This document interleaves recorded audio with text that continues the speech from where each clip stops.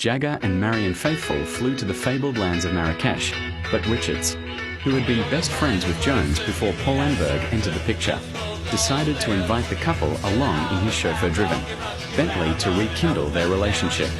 Things would work out rather differently.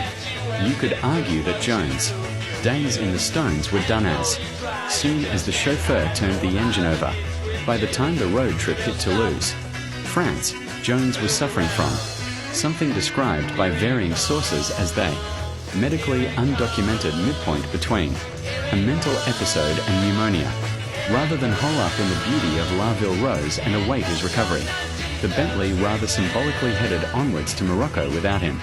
It takes roughly 9 hours to drive from Toulouse to the Costa Calida, which illuminates the startling realities behind a following anecdote in Richard's memoir. With no one to watch over us, we drove on to Valencia. And between Barcelona and Valencia, Anita and I found out that we were really interested in each other, Keith writes. We got closer and closer, he continues. And then suddenly, without her old man, she had the balls to break the ice and say fuck it. In the back of the Bentley, somewhere between Barcelona and Valencia, Anita and I looked at each other, and the tension was so high in the backseat. The tension broke then. Phew. He adds, suddenly we're together.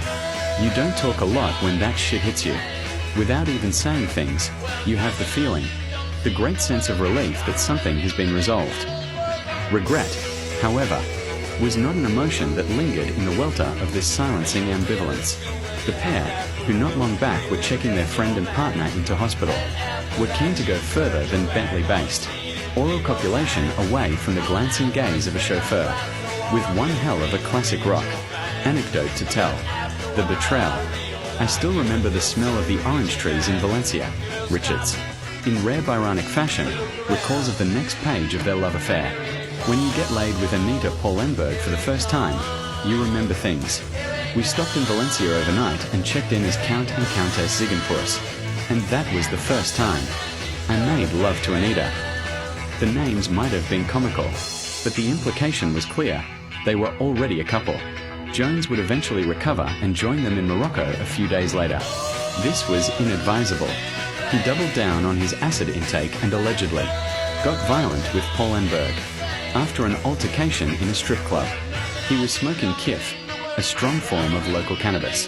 His condition was worsening, and the patience of his bandmates was wearing thin.